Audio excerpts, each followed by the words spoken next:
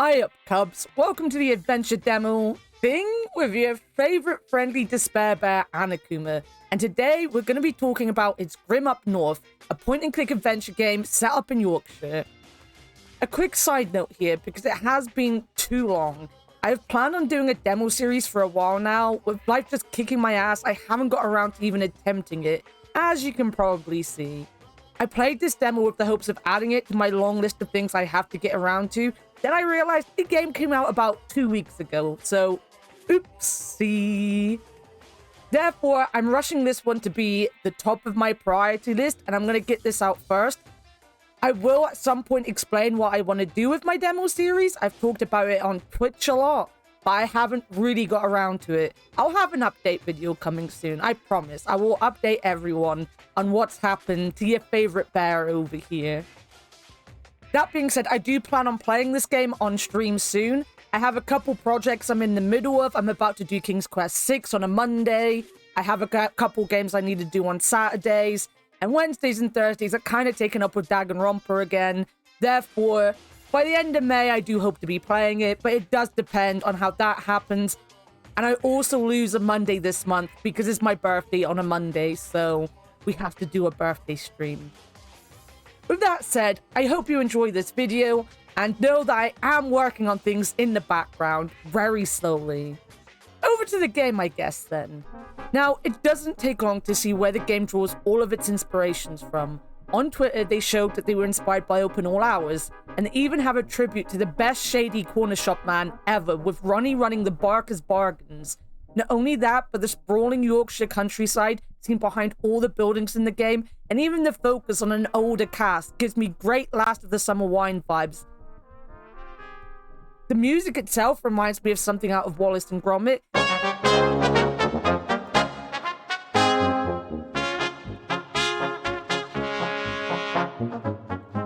And even the tutorial area gave me big League of Gentlemen vibes with the "we want no roads here" kind of mentality. How many more times, Tubbs? This is a local shop? For local people? The strangers cannot force a road upon us. They simply would not dare. Now, put it from your mind. So how does it measure up to such lofty inspirations? Honestly, it isn't that bad. I had a good time playing through the demo, which takes about 40 minutes, if that, to get through. Puzzle-wise, they aren't really hard. When you get used to the action buttons, it is pretty easy to spot anything that can be interacted with and attempt to pick anything you might need up.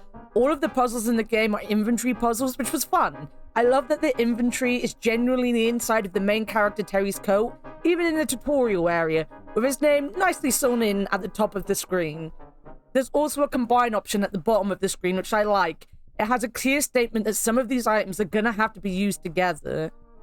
There was one big puzzle in the demo which I saw coming a mile off, but it was nothing too hard, which is perfect for a demo. The last thing you'll want is for people to be waddling around struggling to finish this demo. The puzzles also play nicely into the setting and story as well. We play a former police officer named Terry, and we're now a senior detective. Whilst he isn't completely ancient in the way he thinks, there are a lot of nice back and forths with the, shall we call them, youths of the area that remind you you are an old curmudgeon. In a way, Terry reminds me more of the characters in Still Game than anything else I've mentioned so far. But as the times changes, so does Terry. He isn't afraid to abuse these changes to figure out the puzzles, whether it's a challenge against the chavs or a pushy French chef. The puzzles aren't the only gameplay in this game. Another thing the game is inspired by is Invasion of the Body Snatchers, and the main plot of the game revolves around aliens that have landed in this sleepy Yorkshire village and have started kidnapping people and taking over their bodies. Whilst most point-and-click games will get around this by thwarting the alien plans, It's Grim Up North takes a step that many adventure games are actually taking now and gives you turn-based combat to battle them. You have 2 battles in this demo.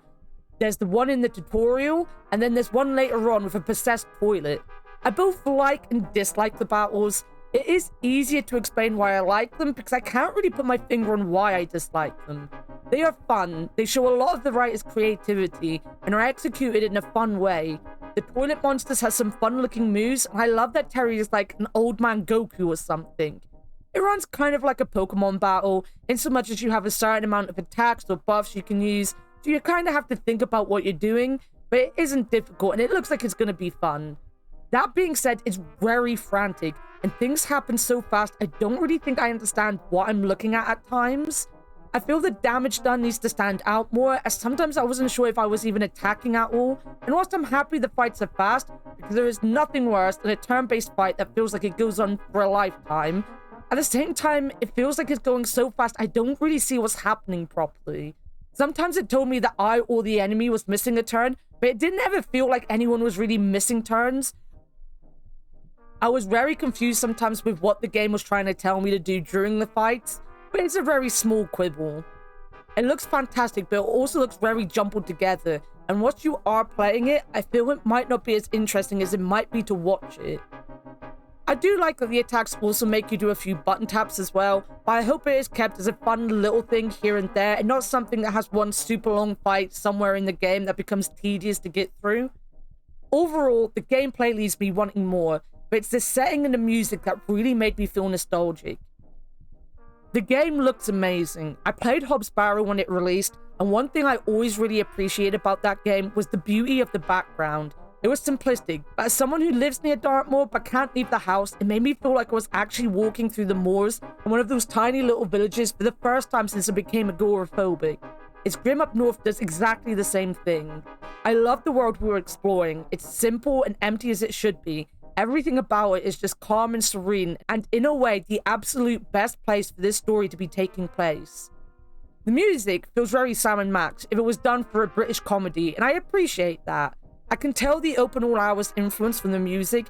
It also has this charming zaniness to it in some ways. I like that it's both calm and soothing, as well as keeping you hyped in a very not hyped way. Yeah, this music section isn't going as well as planned. But it is good though, I like it. I really enjoyed their soundtrack. It's a great little soundtrack to what looks like a really charming and fun game to play. If I had to find a negative about the demo, I had to say it's the dialogue falls flat for me sometimes. It isn't even the chavs, which I'll admit, some of their dialogue is probably northern, and as a West Country bear myself, I wasn't sure what the hell they were talking about. The back and forth between Terry and Ronnie and some of the other characters didn't have the good-natured charm that I feel its inspirations call for. Whilst Ronnie is a lovely tribute to the late great Ronnie Barker, it failed to bring forth the charming and sweet side to what the show actually did with the character Arkwright. And that probably is just the writer's intent. He isn't trying to recreate the atmosphere of these shows, but paying tribute to them. The problem is, for me, sometimes I just feel like Terry himself felt a bit too all over the place as a character with how he speaks, and the Ronnie conversation was the one that stuck out the most. That could just be a personal feeling to it, but the character felt very unpolished, and Terry himself was the biggest problem I had. He didn't at all feel like a fleshed out character, not just because we didn't know anything about him, but because he just felt like he had no real personality to speak of. He wasn't a cheeky chappy like Arkwright was. He might have been more of a Victor Meldrew, but there were moments where he just felt like he was there to say certain lines to move on the plot. He lacked a purpose as a character to be his own individual character. Is that a deal breaker? Of course not. It barely even is a negative. It's a personal feeling to how the character just behaves in the demo, and who knows, it might be much more fleshed out in the full game. Even if it isn't, the story, the humor, the art style, as well as the hints of how fun the puzzle and fighting systems will be, outweigh any quibble I have with Terry having a very vague hint of a character. So that is me, fully and utterly hooked with its Grim Up North. The game is actually out right now, as I said earlier. It released on April 26th when I was in the middle of a subathon hell, and I'll probably have played Chapter 1 before I've even got this video out, if I'm honest. So please go out and support Bad Reaction Games and check out the demo and give Chapter 1 a wee go if it tickles your fancy at all. With that said though, I am once more out of here. Please feel free to leave a like and subscribe if you enjoyed this video. Let me know down below if you're looking forward to it or even played it at this point, you know, because it's already out and it ain't it. I'll no doubt be playing this game over on my Twitch very soon at twitch.tv/worker89, where Mondays tend to be my point and click day. As I said, I'm going to be doing King's Quest 6 very soon. This is probably going to be the game after King's Quest 6. That being said, I do stream 5 days a week, with Tuesdays and Fridays being my only days off. I'd love to see you over there at some point, and I hope to be able to come back to YouTube as I always hope to do. But until then, Keep safe from evil toilets out there. Thank you for all the support, and bye-bye.